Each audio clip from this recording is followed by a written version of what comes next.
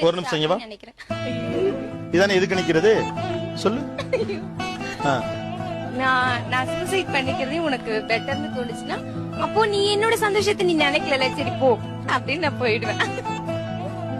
அவ்வளவுதான், சூசைட் பண்ணிக்குவாங்க.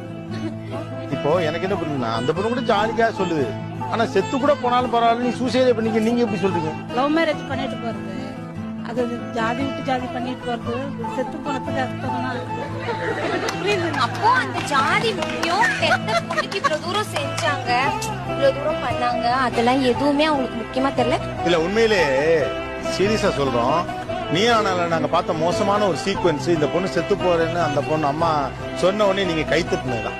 நான் இது வரைக்கும் ஜாதி ரொம்ப சட்டலா தான் சொல்லிட்டே இருந்தேன்.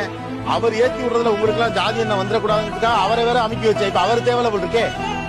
இல்ல ஒரு பொண்ணு செத்து போட்டுன்னு சொல்றீங்களே, எப்படி அவ கூட விளையாட்டா சொல்லட்டும், அந்த பொண்ணு ஜாலியா சொல்லுது, ஏதோ அதுக்கு காதலை பத்தி ஏதோ